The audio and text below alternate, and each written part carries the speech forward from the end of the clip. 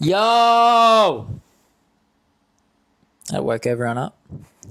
Welcome to our second live episode.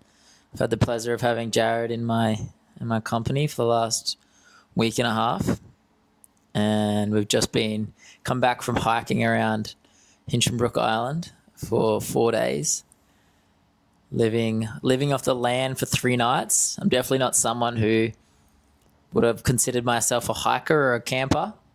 But the island taught me many things. One being that remote islands don't have water taps. So taking probably 500 mils of water to an island without taps wasn't my smartest moment. But that's something you learn. And nature provided. Nature did provide, yeah. And people provided the knowledge. So it's one of my beliefs is you're gonna be okay, and if you're not, there will be people there to help you if you can receive. And so I didn't die. I was able to find some beautiful water sources, actually, from Mother Nature. Probably some of the tastiest and cleanest water sources. Probably some of the most beautiful water, I've ever drank in my life. Yeah. Incredible. That we have access to. Yeah. Which is crazy. Yeah, so 4 days without reception, off grid, living off the land. Was an amazing experience, truly incredible place, and I'm grateful to have that experience with you and you taking me outside my comfort zone and making me do it. Not making me do it, but helping me do something I wouldn't have done otherwise. So I truly appreciate that, because now I might consider myself a hiker, I reckon. I don't know if I'm too much of a camper, but 4 days I could do. Yeah. You've got the knowledge now. You've got the backing. I've got the knowledge. You know you can do it. But I agree. I don't think I would have done it without you either. So thank you also. It was a great experience. Oh my God, the views, the waterfalls, they're just mesmerizing. You can just look at it for ages. It's crazy. So cool. And the things that it does to your mind, like I was just felt so, I don't know, creative, and yeah, my mind was just free to explore, it felt like. Without a lot of inhibitions that I usually put on myself, which was nice. Nice little reset. Yeah. I remember like driving in day one, it looked like it was like this prehistoric, huge mountain. I think it's like Queensland's third largest mountain there, and it was like cloudy and raining, and I just thought, what have we got ourselves into here? And I just wasn't in the mood. A lot of anxiety and, fear, and I was still in that state of just being, grinding for a little bit. All the worries of all the problems of the real world you carry with you. And within a day, I was just a different person. I think like I was so open, you said creative and free, and just we carry so much around with us in our day to day. Yeah, so many problems. And when you remove that and just sit and look at the beach and the sunset and the sunrise and the moon and just chat. Like I think we're meant to sit around and just appreciate nature and talk with each other. It does something to you. Yeah, it's a lot easier to be yourself. So much easier to be yourself. Yeah. And like it's so funny there were so many people that we were traveling with that we didn't know, and usually I'd be so anxious and like worried socially and everything like that, and just had no problems at all connecting to nature and to myself and to people. Yep. And I didn't think it's meant to be that hard. Yeah. And it's a beautiful state to be in. And that's what we're going to talk about today, is what really goes on in the real world, right? Or our everyday life that really puts up those walls to stop that connection from happening naturally in your everyday life. Like, why aren't we just meeting strangers on the sidewalk and building beautiful connections, right? Like what are the things that are sort of going on? Yeah, it's like, what is that block? What is that block? And just like the ability to be yourself in that environment just felt so easy, and theoretically it should be an easy thing to do, to be yourself, right? Like should be. Be the hardest thing we can do. Yeah. So we're going to explore some of the things that kind of hold us back, and what are some of the things that Be holding vulnerable. you back behind the screen, behind the to And our talk about listeners? like that being vulnerable and me being open. I'm holding my first free webinar Yep. next Monday, 8th of June, about breaking free of a lot of this conditioning that we're going to talk about today. And yeah, it's been a little bit of a death cookie of mine to do this. I've been obsessed with the stuff for 10 plus years now and studied so many different therapies and also tried and tested every single one of them and just everything with the mind and psychology. And I've kind of just put a few things together that I think have helped me and might help other people with that. So if you're interested, I'm actually inviting you. And I want you to come, actually. I actually want people to come. So I'd love for you to come. It'd be, very kind of you. And also hopefully I can present something that you get away from, that you get something from it as well. But I'd also just appreciate seeing your face. So if you listen to this, we love you. Thank you. And show up. Show up. I'll put the link in the show notes. I'll also put the link in my Instagram bio. So have a look. I'll be there. Thank you. You don't have a choice. I don't have a choice. We always have a choice. Bloody family. Always have a choice. So what stops Jared from being Jared? there's a few stories that go on in the background of my life that sort of inhibit me from doing the things that I want to do or feel like What would start here? What would your definition of freedom be? What does freedom look like for you? It's a state of being without these inhibitions that we place on ourselves. It's just a perfect flow of coming into this world and producing and expressing your energy out to the world and then dying. No that's- limitations. No limitations.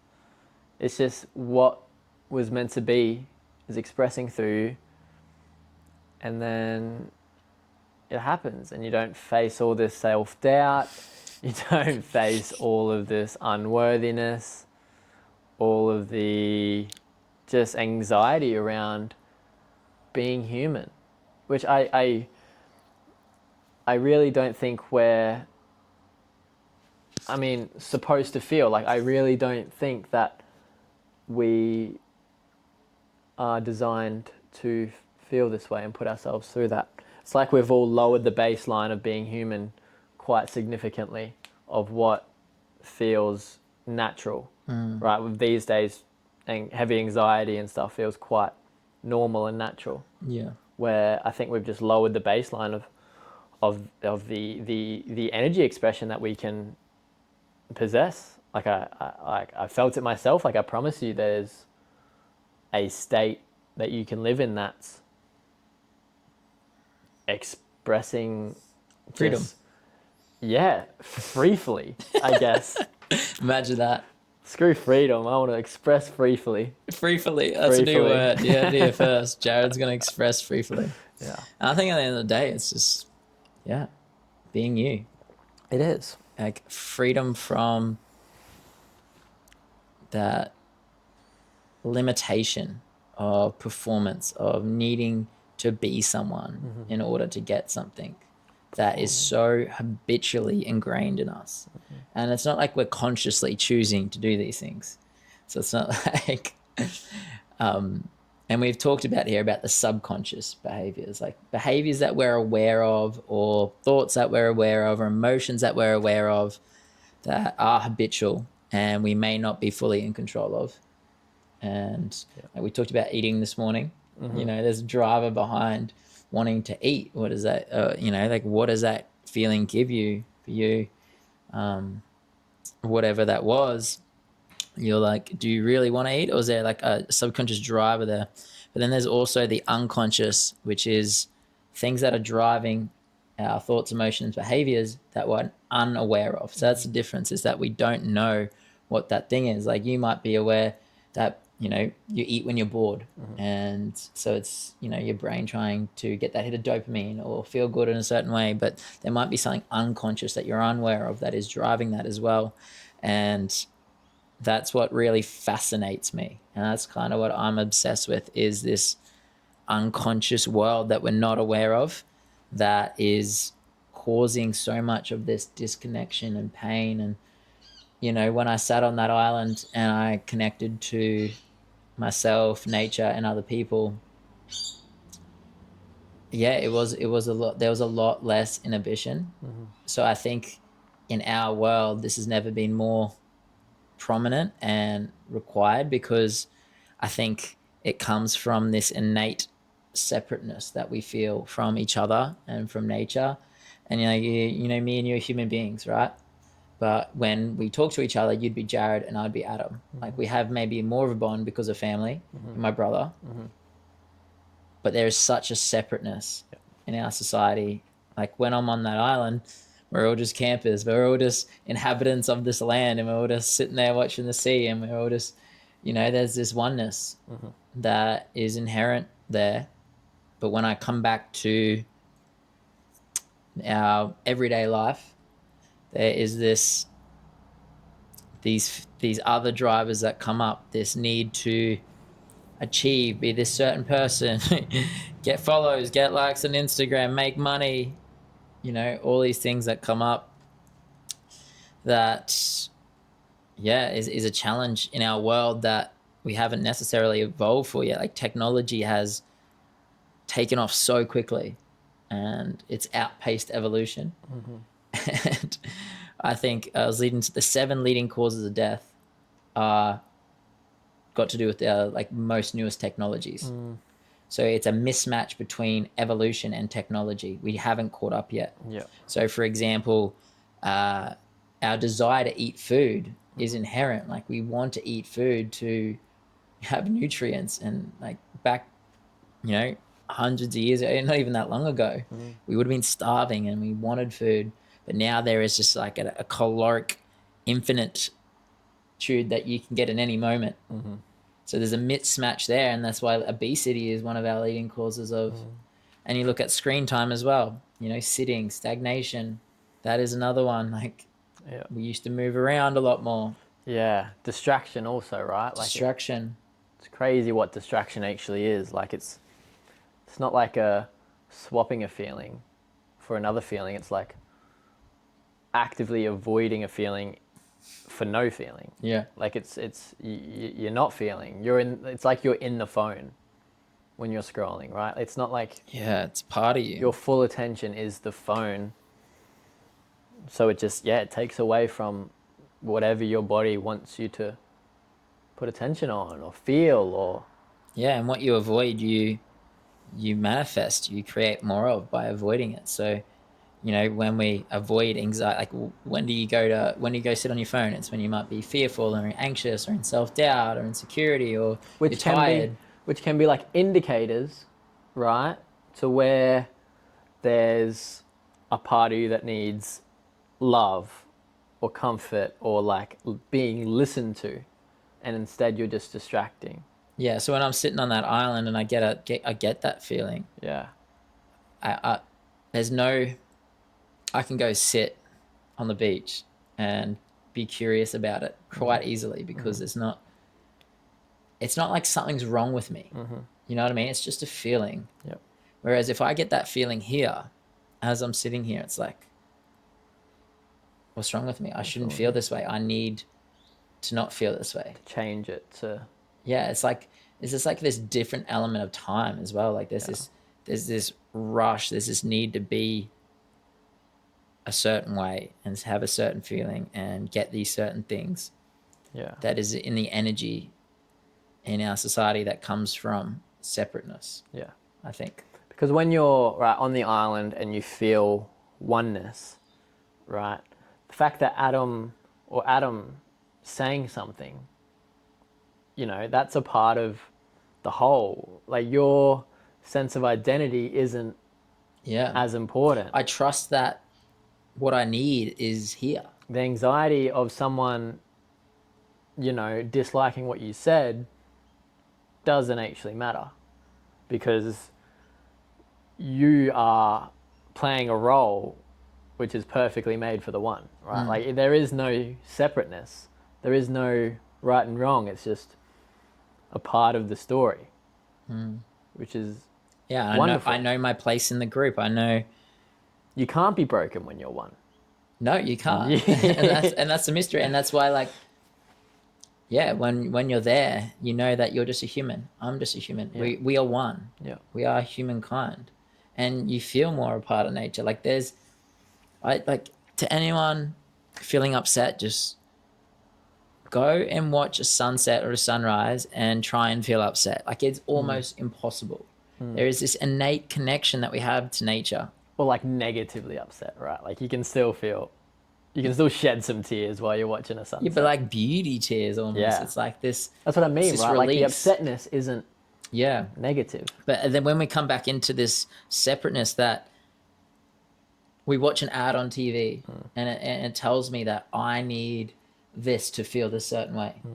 This you need to sell this. And that's what a lot of marketing is that we need this to be whole. Because we are broken. Yeah. You're broken.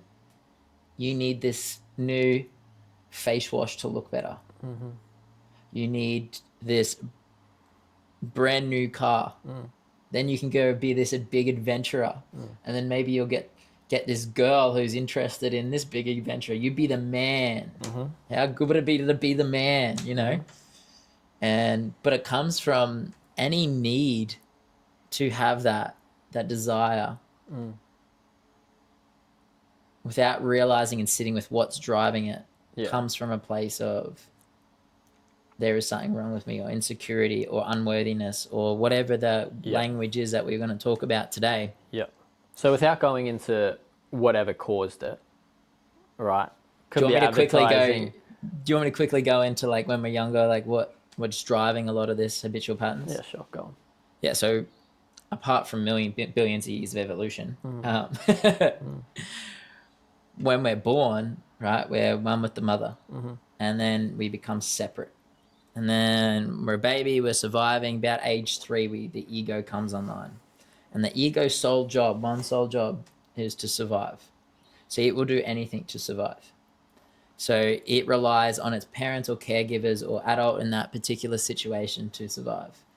So when it's growing up, especially those formative years of like 3 to 10, 3 to 7 as a kid, it will, and you talk about being you, right? Like, why can't we be you? It will sacrifice its innate self to get love and acceptance from the adult figure. Yeah. There's a behavior that when I do something that I want to do and it doesn't get love and acceptance, I am wrong. The learned, even neural pathway is that don't do that, you won't get love. Do this and you will get love. Yeah. And the belief, how it works is like, because we rely on that adult, right? Like, that adult telling you that thing, like, it would have been be a pain, right? Like, not getting what you want would have been, at that age, would have been so hurtful, so painful. That's why you cry. It's why you have a tantrum. Yeah, you have a tantrum, you cry, and then you're told that's not right either. That's not right. Shame on you, punishment. And so you form these beliefs about who you are. And if I believe that, no, that's my parent, that's wrong there, then my whole world explodes, because I rely on them to survive. So I must be the one that's wrong. So we form these negative internalized associations with who we are. And we're largely unaware of what these are that are driving a lot of our behaviors. So in that moment, yeah, I wanted this, and I'm shamed, and I'm told I'm wrong, and put that away, and you're not right. I internalize that, and then that drives my behavior for a long time. And then we grow up, and adolescence, brand new phase, pick your group, pick your poison. And instead of our parents, it becomes our friend group. And you have this social age of psychological development, and you fit into the group. and you sacrifice yourself again. You sacrifice your innate self again. And you look at a lot of people, like, I would say the majority of people don't have a good time in adolescence. Like like I remember having a great time as a kid. You know, there's so many good, not everyone does, I understand that.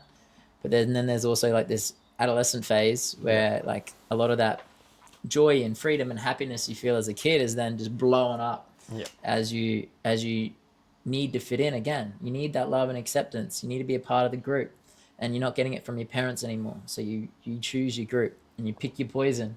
Like we can all remember that, you know. And again, we sacrifice our innate self, and along the way, that's what the ego becomes, is these survival behaviors and these patterns of behavior, and it's this constant sacrifice of our innate self to get what we need to survive. And we're never taught that we can change those. That's the key piece here, because we need to survive. But there's a point where our survival no longer works for us. Yep. So there's always a point. So if you say, for example, you learn to drink alcohol as a coping mechanism, driven by for me, it was anxiety. I learned to drink. Drinking was a bit of a superpower. I could talk to anyone. There was a point where the alcohol was doing more harm than it was good. In the beginning, it was a lot good, you know.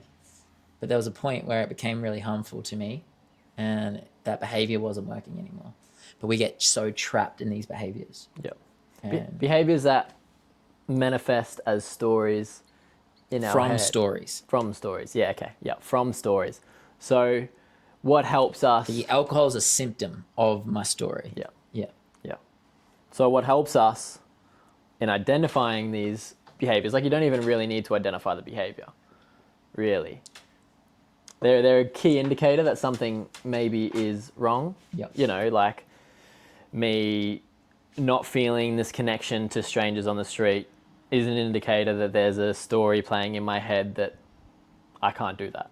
Which is a massive shift for you, right? Like we've been learning a lot about this. And prior to you understanding that, what would have been your assumption about like the behaviors you're doing, and why do I do this? And am I so anti, or you would have considered yourself an introvert, which I know you probably struggled with for a long time.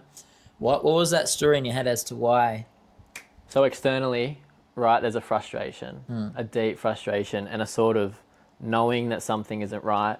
But internally, it's a lot of evidence-backed stories that seem incredibly true. They just seem, that's the way that life is, or that's the way that I've heard that statement from you for many times. And literally, it's just... That's just the way it is. It's just the way it is. It's very true. And you use the word slippery quite a lot. Like these stories are very slippery because it's so easy to believe and not see the truth of it, right? It's so easy to, like, we've believed these stories for the last 25 years. Like, it's your whole life. It's your whole life. Of course you're gonna, you know, and you've been confirmation biasing these stories, and you've literally like, and even you can literally only see things that your stories create.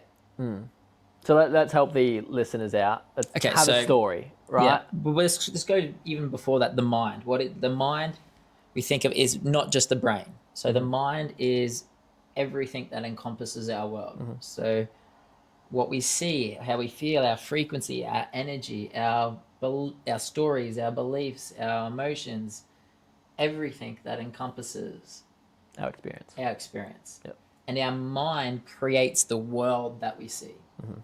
Because like if I'm feeling sad, I'm going to see that tree very differently to if I'm feeling gratitude. Yep.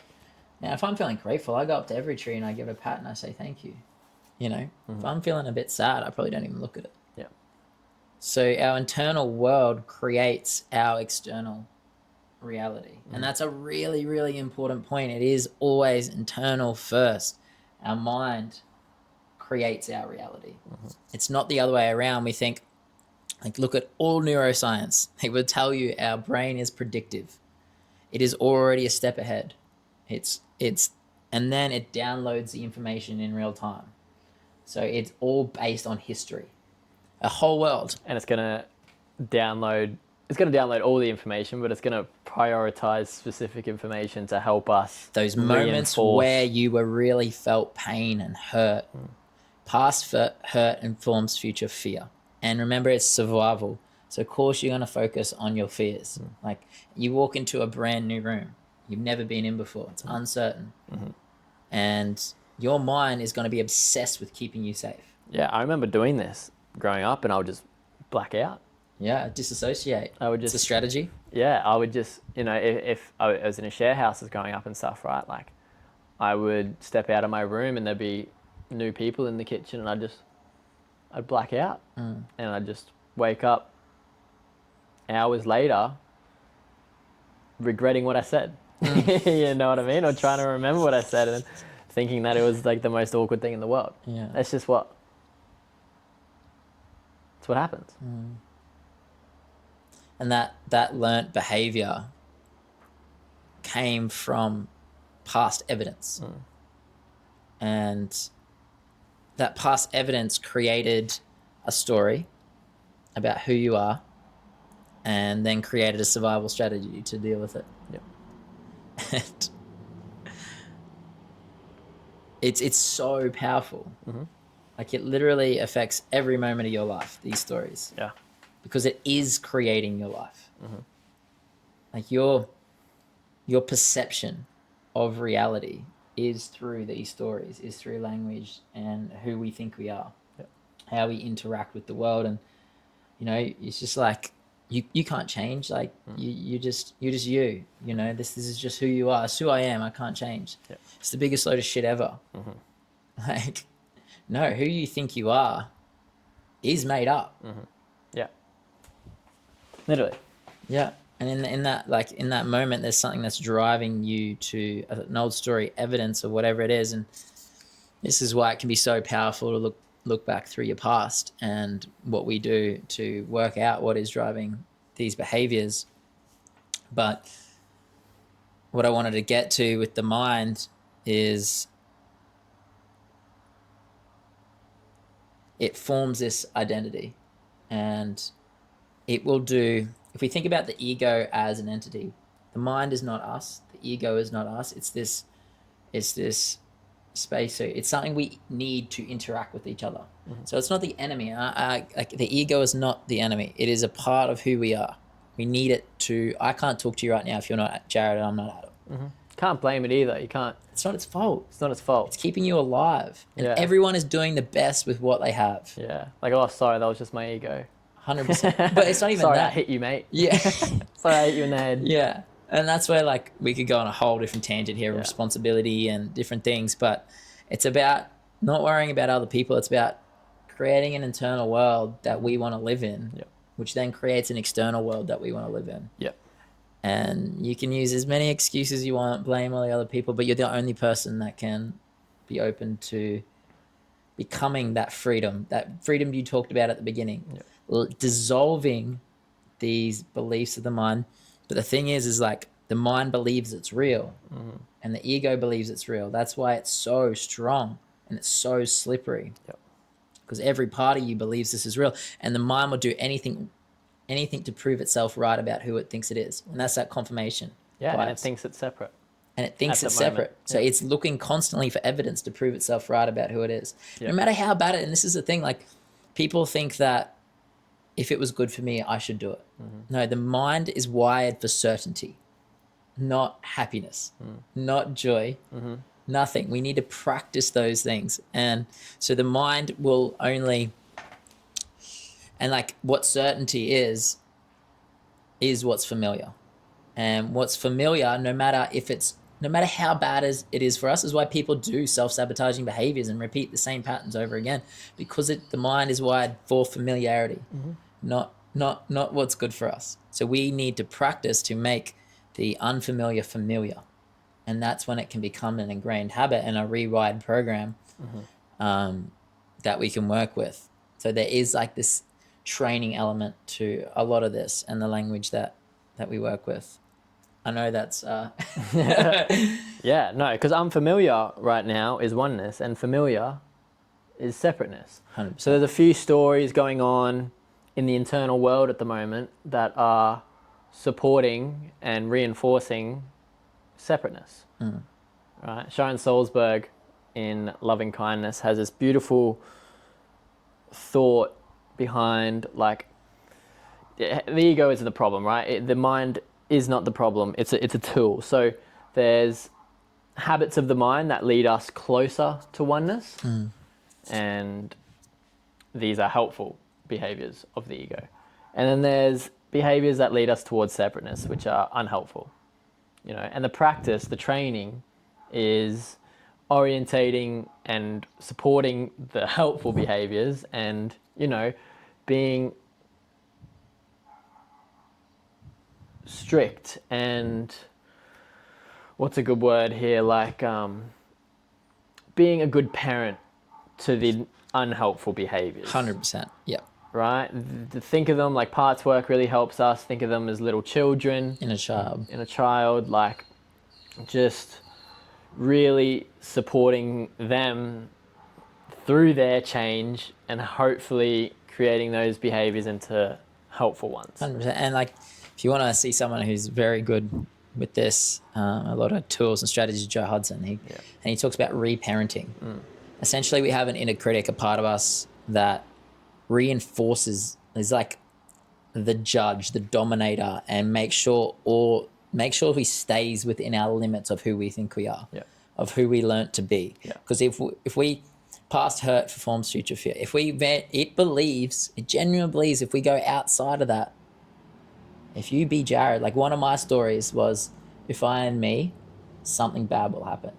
So it reinforces it, and it's shame and guilt and punishment and fear, and it will do anything. And that inner critic is how I perceived parenting growing up, or schooling, or whatever it was, or friendship groups. It's now me learning to reparent and be kind, like you said, to those. There's been situations recently where that fear comes up, and it's like I've ventured outside that comfort zone, and the shame and guilt comes up. One for me is being angry. I can't show my anger. Like, I learned that was not okay, and so I've repressed that part of me. There's so much shame there, so much shame that I feel when I get angry or I'm reactive, and without even hurting anyone. I haven't hurt anyone, and so now it's like feeling my anger, and when that judge comes online, it's no, there's a boundary there. I will not be treated that way. I can feel my anger, and I like hug that little part of me and say, there's nothing you need to do to be loved and accepted. You already are. You can feel your emotions. So you became aware of this. So when you felt anger, you became aware of this language that was being used in your mind to negatively view that situation. And that story was, I am wrong. Like, if we want to be at its core, my innate feeling of anger, which is an emotion we must have evolved to use, which is there's a boundary here that's being pushed by someone or something, and I'm not okay with it. It's a healthy emotion. And I learned that was not okay. And I took that as who I am is innately wrong. The thoughts are saying you're wrong. You're wrong. You're negative. You're wrong. This situation can't be happening. You must be this person. Who you are is wrong. Exactly. Right, and then the reparenting comes in, and you can see that critic, and you can, it's so funny that the thoughts and the language is the problem, right? But it's also the solution, because you can then use language to say, well, no, this little child that wants to feel anger can feel anger. And that's where the I love the thought of, like, what is your relationship with yourself? You know what I mean? Like, can you stand up for yourself? And what's right? You know what I mean? Like, and that starts with standing up to the inner critic. The inner critic in your mind. Like, people are like, set boundaries, be like, You are a manifestation of your internal world. Yeah.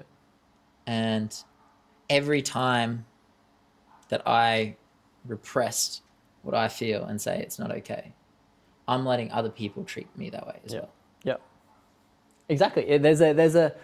It's like a conversation going on in the mind, and get involved with it, and design it helpfully and lovingly. Be in that situation a loving figure. Yeah. Impose your love on the situation. Yeah. And And that that just- starts with awareness though. Like the language is the key, is really important. Totally. Yeah. And a blind spot is a blind spot though. Like and this is what I talked about before, the unconscious. You're unaware of a lot of these stories of what's driving your behavior. But a good, loving force within you has a tendency to bring these things out and make these blind spots visible. Like it's just, I don't know. Triggers. Yeah, triggers as well. Triggers are a golden, like there's many ways you can make these come to light. Like dream work was one we used. Yeah. Just even like listening to, like we listened to Peter Crone, who talks about the language, and listen to some of his people on his podcast who he has coached. Because the funny thing is like, we think we're all separate. We all got different things. Everyone has the same. Yeah. Like no one is, it's a core wound of unworthiness that we have as human beings. Yeah. And so everyone has different versions of these. Yeah, because So that's a their good way core. to There's a few become aware core of it. ones, right? Yeah. And one of them, very simple, I am broken. Yeah. Who I am is broken. So even when you're like walking down the street or I say something in a group, I instantly internalize the judge thinking that what I said was wrong. Yeah. Or something like that, right? Or I am not worthy. I enter a group situation and I already am thinking that they don't want me here. Yeah. That one's, unwanted. Unwanted. Like I am that's unwanted. such a common one. And I hope the listeners, like if you relate, like let us know, because I feel like it's so common that like even staying with Adam at the moment, you know what I mean? Like, does he want me here? Yeah. Is there a voice going on? Yeah. And the Well, let's give an example. We were sitting on the couch the other day, and we talked about this after, and I put something on the TV, and my mind goes, does Jared like this? What is he thinking? Is he going to enjoy this? And just this slippery, and you might think that's me caring for you, right? It's not. It's me being an inhibition. Yeah, it's me being worried. It's me fighting reality and being worried about you so that I'm okay. Yeah. I'm worried about your emotions and your feelings and what you want. And this is a learnt behavior, right? Like this was my survival strategy. People have to like you. People have I to. need to control how people perceive me, and I need to be aware of their emotions in any moment. That's how I stayed safe. I stayed safe by, it's not even they need to like me. It's like, it wasn't even that far of a thought. You just need to be aware of them. I need to so be that aware of you your can control emotions. them. Yeah, so I can react appropriately and please and play small or hide or do something for you if you need, that's that safety. That's my safety net. And so if I'm aware that you're not liking what we're watching, I can quickly do something, so that you're okay and I'm safe. It's not actually about you. It's about me. And, Definitely. but it's funny. Yeah. I was sitting there and I caught that thought. It's just a lie. It's just a like, lie. I have no idea what you're thinking. I was enjoying it. Yeah. It's like all that suffering, all that worry, Mm-hmm. and you were enjoying it. And the fact to think that it's your emotions or feelings are even up to me is crazy. Yeah.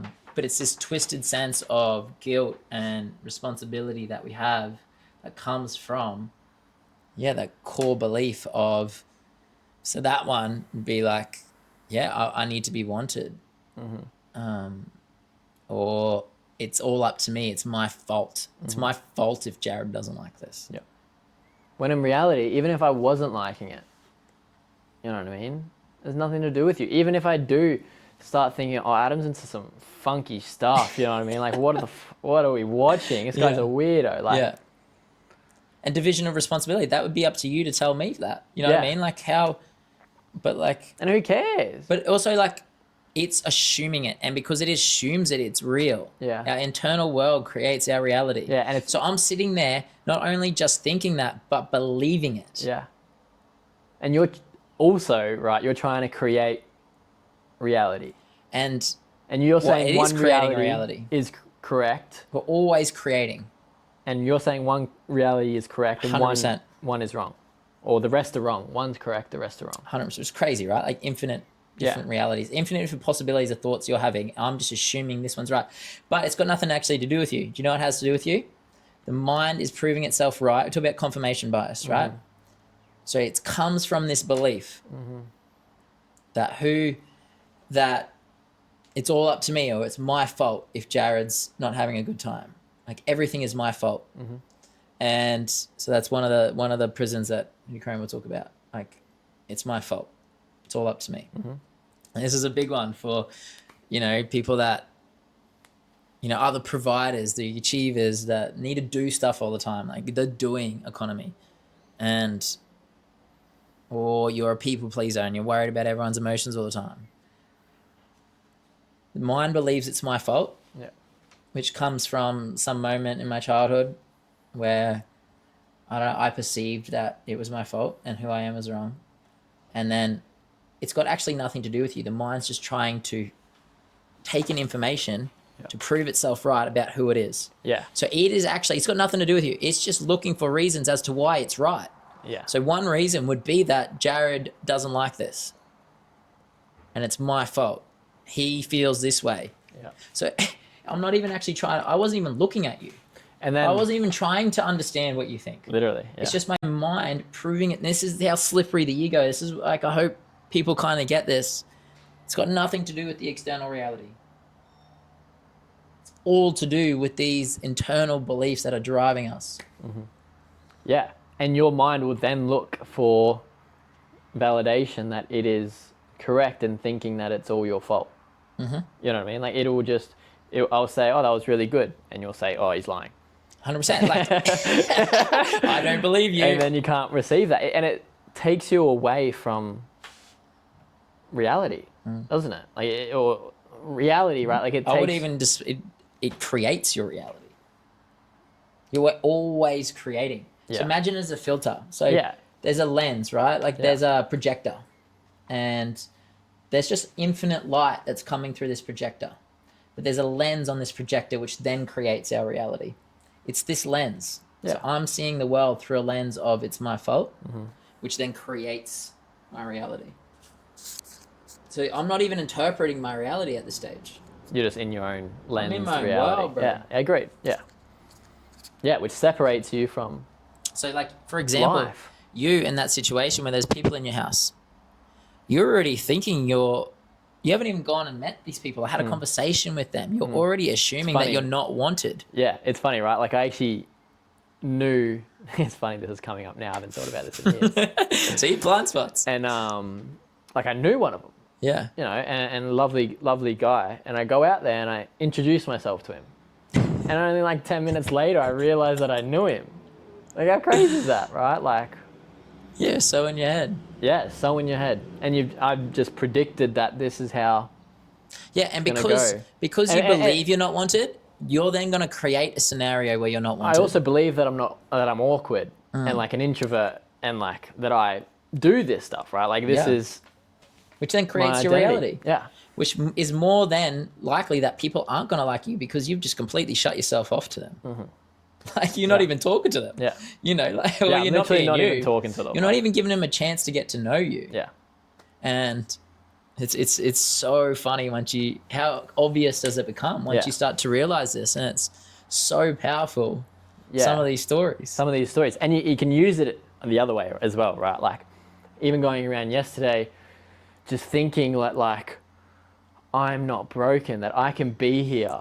You know what I mean? Even like being in this house now, like without those, that I'm like standing up a little bit for myself, right? Like it's obviously a practice, but like when those thoughts come in, you can really use language to stand up for yourself. And that's like the beautiful relationship with yourself, like when these thoughts come in and you start slipping down the slide of fear and anxiety, like you can literally stand up for yourself. You can say like, hey, fuck off, or something like that, right? Like you can literally be the person you want to be. And it starts internally, which is incredible, right? It just gives you so much space. It's all lies. It's all lies. Because if we go back to you when you're a baby, you know, you're 2 years old, does it have any limits? No. Does it even like know its name? Yeah, no. But it still exists. Yeah. Yet we have so much belief about who we are and like we must be this person, and that's where you literally just put limits on us. I can't. As soon as you say I can't do this, it's like, or I am this. Or I am this. Even like I am beautiful, right? Even that, like, what do you mean? You're like making yourself small and fit into this society's or your idea of beautiful. Yeah. You know what I mean? Depends on the lens you're looking through that through. Like, I can 100% see what you're saying. Like society's version of beautiful. I must be good looking. Well, and he just like I am or I am not. You know what I mean? Just takes so much away from experiencing what is. But I think there are more empowering ones. Oh, definitely. That you can get to. Yeah, I agree. Like if we have to give the ego some identity, you know what I mean, to interact with the world, we can make it a beautiful one. Yeah. And like, I'm not saying beauty in terms of society standards, but beautiful to me now, that'd be probably different a couple of years ago. Yeah. You know, and as someone that's dealt with body dysmorphia my whole entire life, never would have taken my shirt off, like, and I've never been overweight at all, and I've gone to gym my whole life. Been a massive struggle for a long time. That self-acceptance. But now, like, beauty to me is just like a kind soul. I agree. And it's just like this. I am, like, to me, I am beautiful, but being like it's okay to be me now versus, and I don't know what that is. Yeah. Well, let's go back to Island Adam. You know what I mean? Like that's so much beauty. So man. much closer. I felt so you beautiful. know? Like because I was just connected to life. To get rid of those stories that are just like. Yeah, and a perfect example, man, of the unwanted would be like, I remember we were setting up camp the first night, and we cooked dinner, and we walked out to the beach, and there was like a group of people we just met, and they were sitting there, and like it's literally you come out of the forest and you like see the beach, and I had a choice. Just by yourself, or me 6 months ago would have gone and sat by myself because it's like, oh, I don't know if they want. I would have created a story that they're having their own moment, or they're having their conversation, or they don't like me, or they might not want me around, and my nature is to avoid. Some people would be to attack the situation and go and make themselves big, or mine's to hide and play small. So I would have sat by myself, and I would have been like, if people like me, they'll come sit with me. So I create this whole reality. And I was like, there's no right or wrong answer to doing that. But I just like, what do I want? And I wanted to go connect with people. So it didn't matter whether they hated me or not, because I called out the lie that I'm not. So like my assumption was that I was if I went and sat by myself, I confirmed that I'm not wanted. I already have decided that I'm not wanted. Because I know I want to go and connect with people. Yet I've just secluded myself. Which then in turn manifests me not being wanted, because then they were like, oh, Adam doesn't want anything to do with us. You know, so I actually then manifest that reality that I'm not wanted.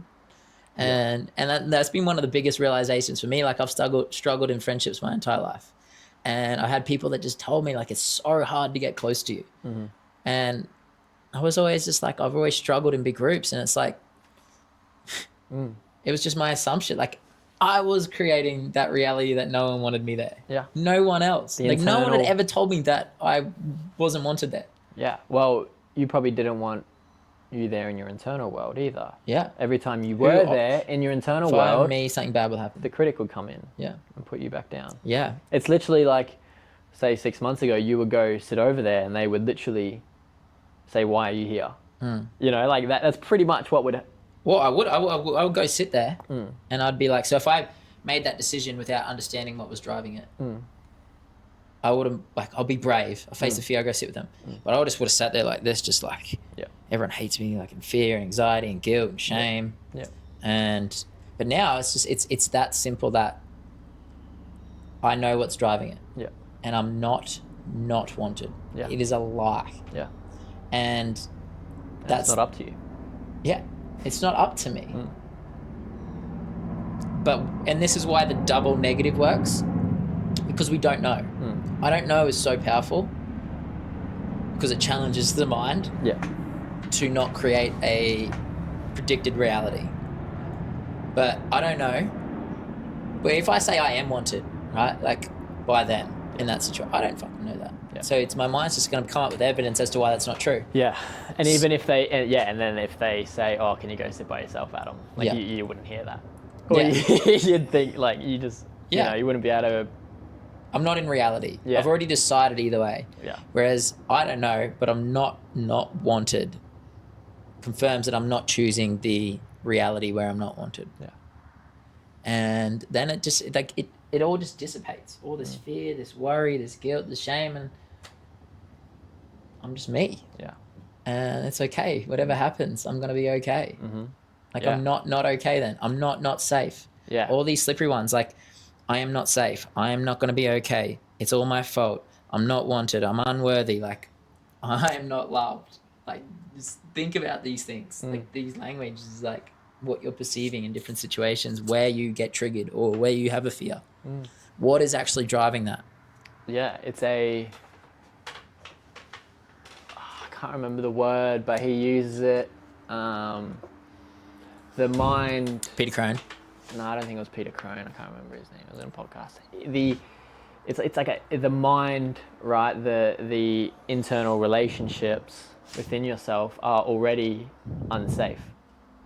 You know what I mean? So it's like when you do have a safe, loving place in the internal world, it's so much easier to face reality not on your terms, because it doesn't matter what happens. I'm still going to go to sleep that night And I feel safe. loving the hell out of myself and standing up for myself, and it's standing up against the anxiety and the fear and the But so you even shit need, it's that not even brings me necessarily down. standing up to the anxiety. It's parenting the anxiety, parenting the feeling anxiety. it, And not saying it's okay. it's okay, and it's not such a negative experience. Yeah. You know, like it's like a and that's the, I guess that's the beauty of a safe place. It's to like, return to. if you're, for anyone listening, next time you are triggered, like, simply just go into the thought of, am I safe? And go into your body and tell yourself the absolute truth in that moment. If you're being attacked, okay, probably not. That fear is based on a visceral feel, which is real. Yeah. If you're in there are realities where there's visceral fear, which is like a reaction to something that could hurt you. Yeah. But Like there's you also slinging a fist at me or something. yeah, but I would say 95% of fears are imagined, Yeah. and it's a different type of fear. Yeah. And Can you believe that we live with so much fear? yes, so much fear and anxiety. why do But we- that is, but So safe. but it makes sense. It Yeah. makes sense when we realize Yeah. what is driving it, and just simply in that moment, tell yourself the honest truth: are you not safe? Like, if I'm sitting here right now, like, I am so safe. Like, it's just a lie that Yeah. you're not safe. Yeah. So I am not safe. It is a lie that I am not safe in this moment. And so if your nervous system's on fire, Yeah. you need to tell that part of you that you're safe, and look for the evidence, Yeah. and do some breathing and whatever it is to go into it. Don't avoid it. Don't sit on your phone and scroll. Like, go into it. Pause the podcast right now. Parent it. Parent that part of you that's scared. Like, you're talking to a little kid that came up to you and said all these worries. Like, they told you, like, I've got all these problems and these things going on. I'm really scared. What would you tell that? It's like, it's okay. Give it a hug. Breathe. Be love. Be the parent you need for yourself. And if you're predicting the future, like this is one every single person has, and this is anxiety. Like this is the definition. This is how I now have gone 6 months ago, insane anxiety, to now living in a full-on uncertainty and not feeling, or I still feel it. It still comes up, that language, but barely having any anxiety.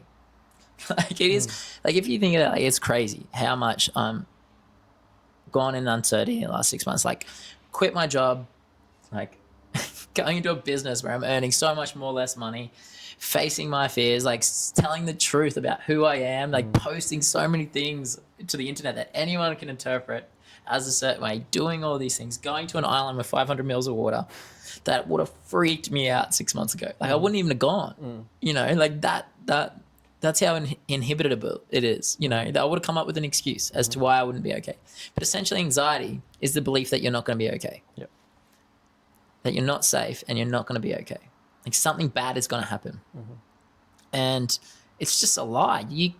You cannot predict the future, but you are creating your future by believing that.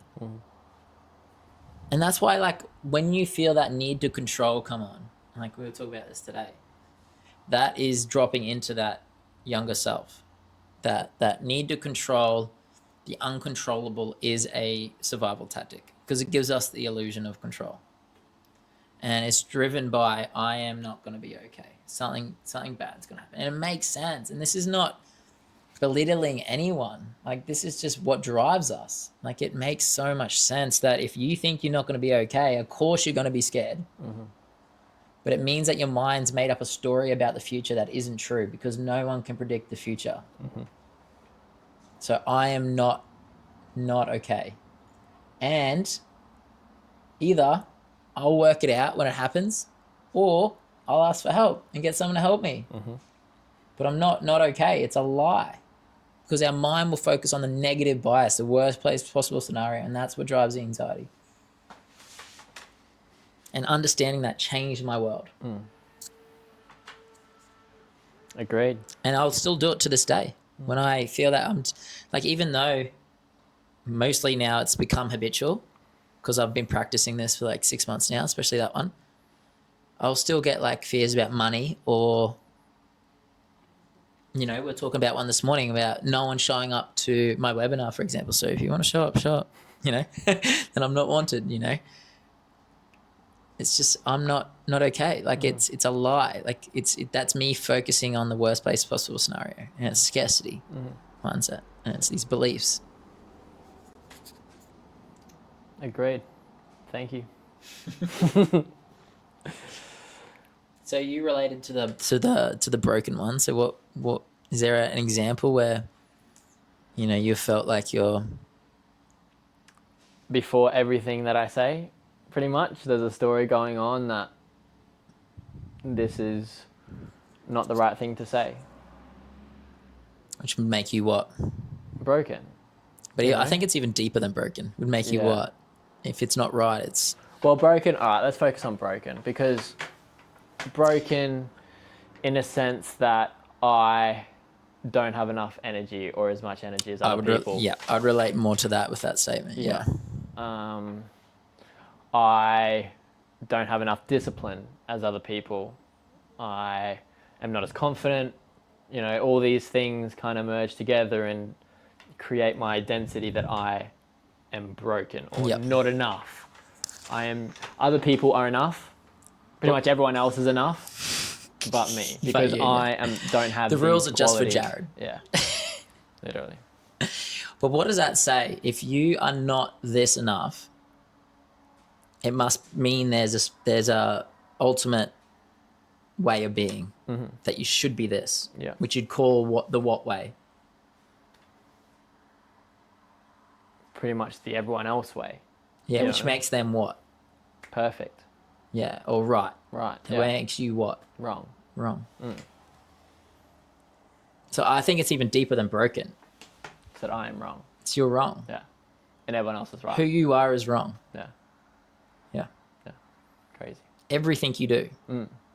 But it's such an inhibitor and a waste of energy because everything that comes out of me is stemming from a place, or every idea is stemming from a place. It has to go through like this you know, not a wall, but like a fly screen.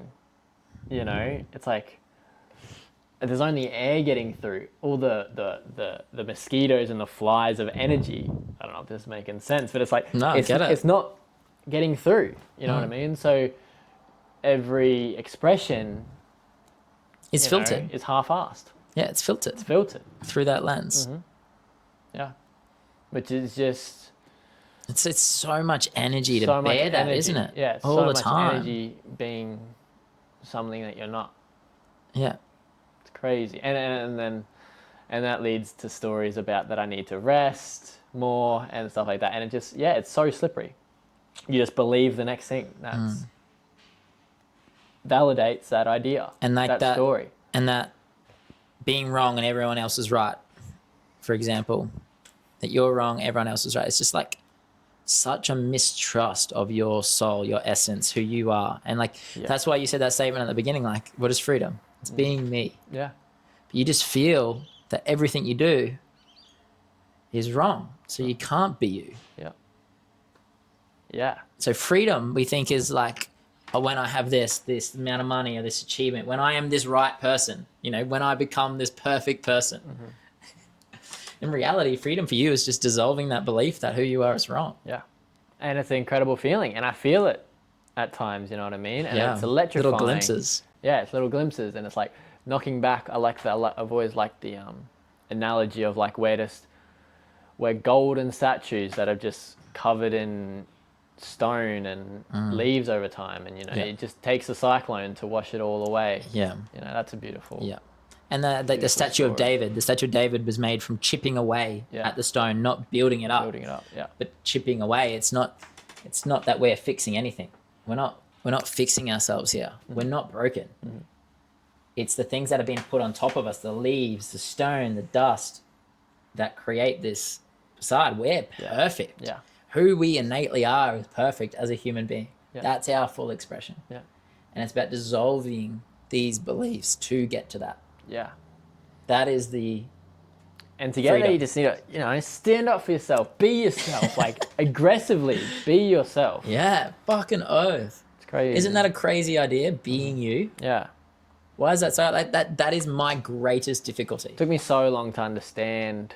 Even now, I don't fully understand what it means, but it doesn't mean anything. No, it's not an about I being am someone. It's not an I am Jared. Yeah, it's you not. know what I mean? It's about you're right, I am not Jared. Yeah. Or something like that, right? Like, I am You're just not wrong. not wrong. Just whatever you do, doesn't matter. Doesn't matter. It's not wrong. Because and you're going to be okay. yeah, and that leads towards, I think, oneness and stuff, and as well, because you And that's why I found with these podcasts, it's like I used to sit down, we used to have a topic, I used to think about what I'm going to say, and yeah. I hated it. Took me a long time to understand what you were saying there, and it used to piss me off. I felt so much resistance. Yeah. But that's why, like, I'm not pressuring anyone, and I was never telling you.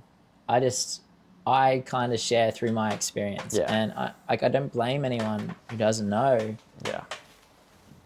But I was, you know, a blind spot is a blind spot. Yeah. And like, it's harder to sometimes, the closer you are to someone, to hear that. Yeah, definitely. And yeah, like, we're all living in a delusion of our stories. Yeah. And it doesn't make you wrong. You're not broken for that. Yeah. We're just Definitely. not taught that that's even a reality. Yeah. And you can't know what you don't know. Yeah. And so for me, that's why I love Peter Crane. He teaches through working through it with people. And I've just watched probably 50 plus hours of him coaching people and just been brought to so many tears and just realizations of my own patterns and behaviors through that. Like, I haven't even been coached by him. Yeah. And I feel so fucking free And this is compared to where I was. This is the power of the information you're going to receive in this webinar. Yeah. Right? It's just so much distilled information that has been tried and tested. Yeah, and there's so many different sources, not just his stuff, but Yeah, it's heaps. there's so much there. And And years of work. if you're listening to this, just know that you're not broken, and there's nothing you need to do to be loved and accepted. and you can change your entire world by going within Yeah. and The love's identifying. there. You know what I mean? The love is there. It's just blocked by your You're the block. bloody story, Yeah, mate. yeah. Which doesn't mean it's your fault. No, it's not because your it's fault. not. Because we're all human. We all have this. Yeah, we are. Yeah. And anyone who denies, like Yeah. for me, I'm still a baby sometimes. Yeah. You know, like I still go into this fear and scarcity and like, all the time, every day. Yeah. You know, like, but I have these great moments of awareness They're and glimpses, right? And yeah, they being show you myself, the and they truth. show, yeah, and it's just about gathering evidence and practice, gathering evidence, because we've got so much evidence for the negative, Yeah. for the limitations. Now we're gathering evidence that we're unlimited beings, Yep. and we're not separate, Yep. because we're all human beings. So you can't be wrong. Like it is actually impossible for you to be wrong. Like you are, like what does he say? Like 1 in 400 trillion chance of you being born a human. It's a fucking miracle that you exist. No one else will ever get to live your life again. Why would you want to why would you want to be someone else? To fit in and be accepted. But you already fit in. You're already accepted. You're human. It's innate. Stop fighting it. I'm talking to myself here too, because I fight it every single day. Thank you for being here. Love ya. Thank you. Love you.